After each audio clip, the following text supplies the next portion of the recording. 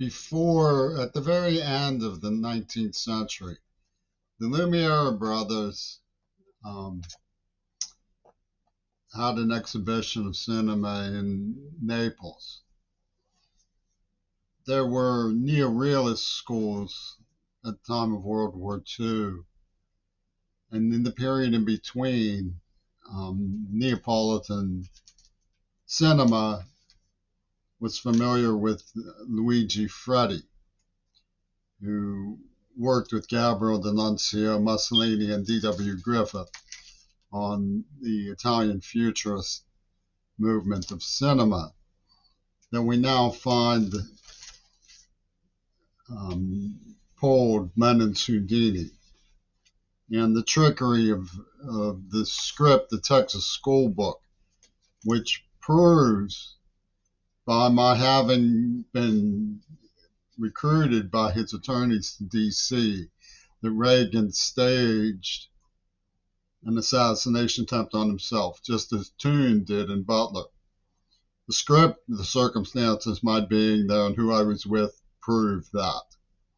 And of course, they were selling George Galloway and the British Workers' Party on the idea that they could get away with it, that it was the main storyline that mattered, that it was a master storyline, that it was the master narrative, that no one in their right mind would question because of the stakes involved, the high boodle, what Clint Eastwood called where doubles dare. And the brilliance of cinema intelligence circles, the Chinese are not the only society where there is an aristocracy of talent and recognition and honorifics attaching to academics, even if they didn't make much money.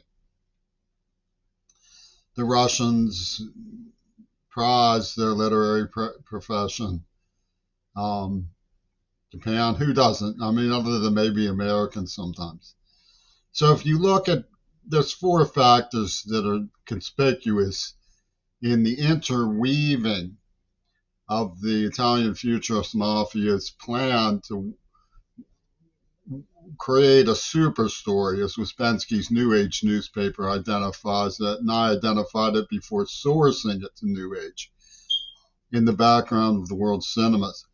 The actual biographies of the film stars. For example, Ingrid Bergman came from Sweden, but she was in Goebbels' cinema, as Wolfgang Stout also worked with Goebbels, as Leni Riefenstahl herself was professionally involved with Adolf Hitler, and some say personally involved as well. The cinema biographies.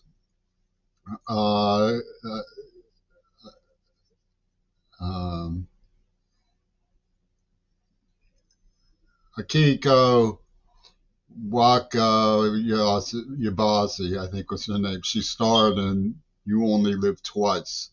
But before that, in 1966, she used a Lenin double and posed as a gorilla, with the Che Guevara hat in a 1966 Mothra movie.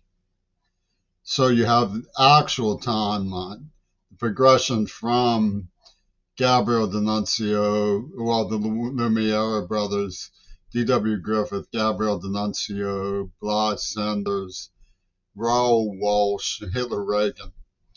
The actual timeline and stories also told in the films. The interweaving of these four things, the actual biographies, the cinema biographies, the actual timeline of events, the stories told in the films, all have crossover to one another and into the four identifiable semiotic themes. Hitler's escape, the execution of Kennedy over Hiroshima in tribute to the Japanese, Two Virgins Pussyball Clock to the AIDS attack, and Menendez Houdini, which, Errol Flynn was an important factor. He lived in Laurel Canyon with Houdini. Of course, we know that Frank Zappa was a trumpet-tuned dacoit who protested the minimum absolutely rationally necessary on Broadway the hard way, which was, 86-47 for the year of the stage and phony intercept.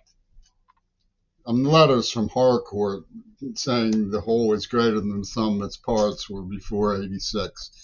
But the stink bomb that she pulled was in about 86. And 47 for DG, which is David Worth Griffith. Work is the war of the ark. DG, Diagoras.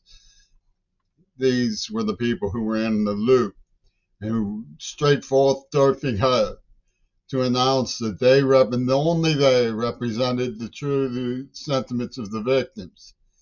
See, John Lennon's sacred juice lured them into the Venus flytrap, and they cried out, "We want to be in the juice of the Venus flytrap." And Queerball was assigned the task of being the Anne Bushnell of the matter. And they had, Minios pizza and Gaza and stuff. Minios is like mini, Fulton mini stories of O's. You know how Pittsburgh is. To prevention, pedophilia is a provincial norm. Just ask the NAACP. They might say no to that one, but that's what is written between the lines.